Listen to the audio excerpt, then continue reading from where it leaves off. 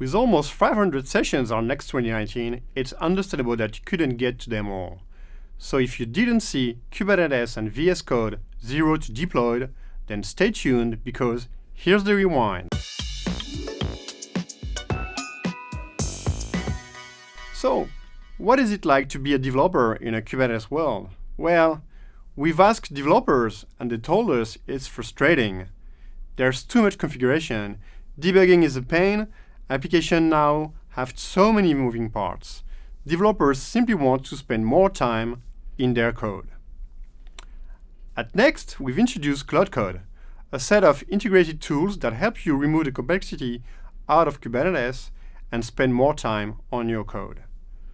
Today, I'm going to show you Cloud Code for VS Code. The first feature that comes with Cloud Code is a visual cluster explorer.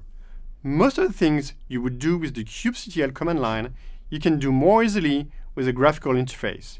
You can browse the workloads, list the pods and containers, you can stream the logs or get a terminal inside a running container with just a few clicks. One can also create a cluster. And because we want Cloud Code to be open, we support multiple cloud providers. You can use Cloud Code on-prem, in the cloud, or on your desktop. Creating a cluster on Gageot is so simple. With just a few clicks, I start a multi-node cluster on Google Cloud. I can even install Istio or Cloud Run just by ticking a box. It's very useful for developers. Another feature that Cloud Code brings is robust samples to help you get started. No matter the language, you can say bye to the empty page syndrome. Here, for example, I'm going to create a Go Hello World example. Each sample comes with source code, Docker files, Kubernetes manifest. Everything is pre-configured to easily get started and learn.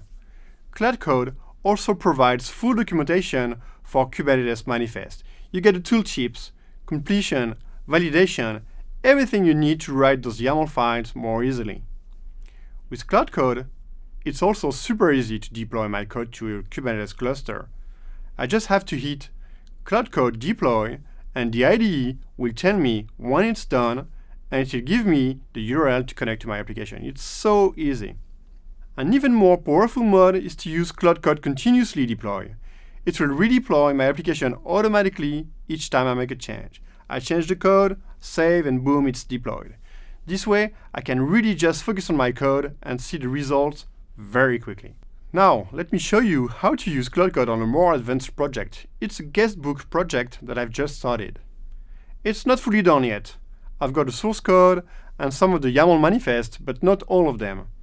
I'm going to use another powerful feature of Cloud Code, which is YAML manifest templates. It's super convenient for beginners. Once again, it helps you avoid starting from a blank page. Okay, I'm going to finish those YAML files and deploy my application with Cloud Code continuously deploy. See, the IDE tells me when everything is up and running. Okay, but my application has a bug, so let's talk about debugging, a major pain point with Kubernetes. When your application has a bug, you'd like to know what's going on. And it's really not that easy with Kubernetes. You have to connect to a remote container. Not easy. With Cloud Code, I can use the tools I'm used to and hit debug in VS Code, and boom, debug is automatically configured to connect to the container. And I can see what's going on. I can add breakpoints, I can see variables, I can even fix the bug, and the application is automatically redeployed. It's almost magical. To sum up, we've seen how to get started from code samples. We've seen how to create and explore remote clusters.